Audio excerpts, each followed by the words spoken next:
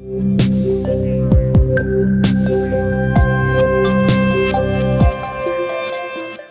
focus area of CLP is Asia Pacific, and we define Asia Pacific is all the way from India to Australia.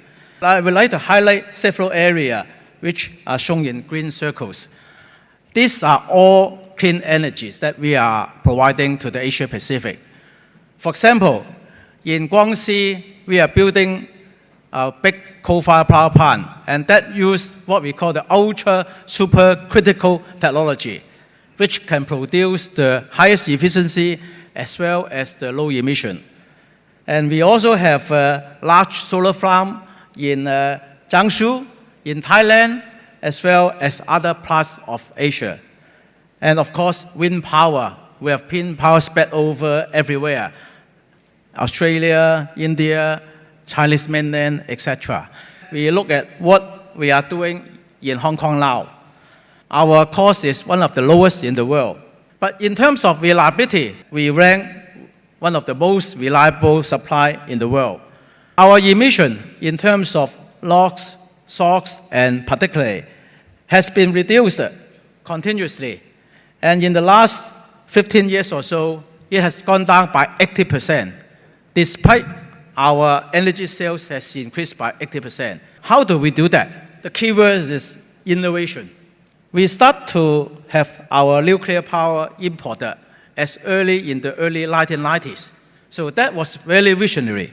In the mid-2000, 2005 around, we introduced what we call the ultra-low sulfur coal. Again, this is an innovative approach. We install our precipitator, we introduce our low NOx burner, and last but not the least, we put in the big emission control project 4 years ago.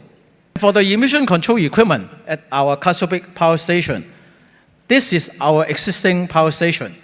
But we have to retrofit the emission control equipment in an existing power station, which was running 24 hours a day. We can remove this emission by as high as over 99%. Unlike the supply side, we can control it in-house. But demand side, we need the support from the community, from the customer.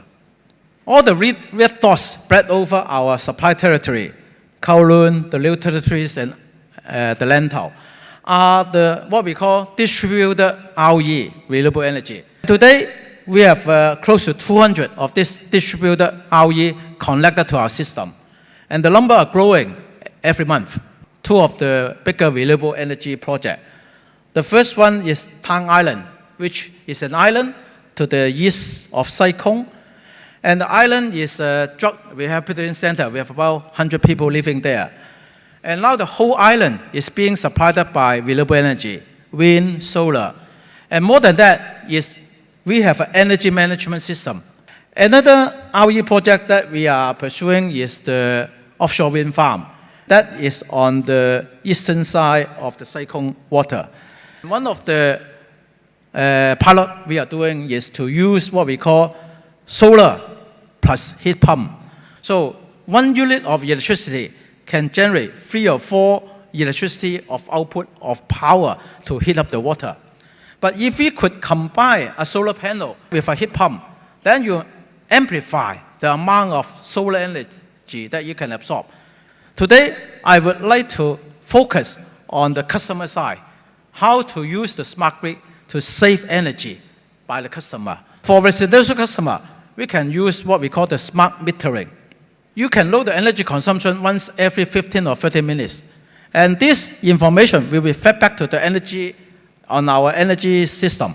And customer can access to this energy system by mobile app or internet. Say, if today we see there's a hot day, the demand will be very high. We will inform the customer, come on, customer, we can have a chance to save energy. And if you save 1 unit of energy, which is around $1, not only you don't need to pay for the $1, but in return, we will pay you $10 back. So it's not a bad deal. So there's a big incentive for the customer to save energy. Another one which we are running a pilot scheme is a home energy report. And we compare your energy usage with your neighbor of similar size. And if you compare well, then we give you a smiley face. But if you did badly, we will give you a frown face. And for human behavior, you will tend to do better than your neighbor. So that gives you encouragement to do better. We are going to have more gas-fired generation, that's for sure, for cleaner air. And the left-hand side is what we call the liquefied LNG, liquefied natural gas terminal, which is a big installation. And you liquefy the natural gas and use the tanker to ship it, and then put in the LNG terminal to vaporize it. But today's technology, you can put the whole LNG terminal on a vessel. So the vessel itself is already a similar installation as that one shown on your left-hand side. So there's, again, a technology which has just come on board in the last 3 years. And now in the world, there are over 20 projects, either in planning stage or in operation. The other technology that we can use is the new combined cycle generator. We talk about combined cycle generator that we put in 20 years ago. But the latest machine, we can achieve an efficiency of over 60%. And on top of that, if we can still use the waste heat generated from the generator to, say, generate steam for district heating, district cooling, or use for desalination, we can have an overall efficiency of over 90% or 95%. We see that innovation can really help us looking at energy efficiency and the use of clean energy in the future.